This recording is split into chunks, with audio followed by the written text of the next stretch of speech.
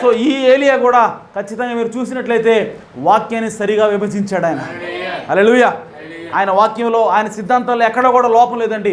అవన్నీ కూడా ఈ ఖచ్చితంగా ఈ బైబిల్కి అవి సరిపోతూ ఉన్నాయి. ప్రవక్త చెప్పిన ఏ సిద్ధాంతమైనా సరే దీనిలోంచి వచ్చిందే తప్ప ఆయన సొంతంగా ఎక్కడా కూడా చెప్పలేదు. హల్లెలూయా. కాబట్టి ఈ చివరి కాలపు ఏలియా, ఈ రెండవ రాకడికి ముందుగా వచ్చే ఏలియా ఎవరనంటే ఆయనే విలియం మ్యారియన్ బ్రహ్మ్ గారు. హల్లెలూయా.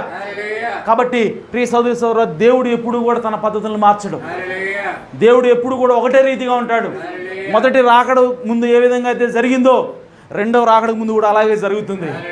అలాగే మూడో రాకడ ముందు కూడా అలాగే జరగాలి. హల్లెలూయా. కాబట్టి ప్రియ సోదరి సోదరులారా, ఈ రెండవ రాకడికి ముందుగా ఉన్నటువంటి ఏలియా ఎవరో కాదు కానీ ఈ కాలానికి పంపబడిన ప్రవక్త, మనం నమ్ముతున్న ప్రవక్త విలియం మ్యారియన్ బ్రహ్మ్ గారు.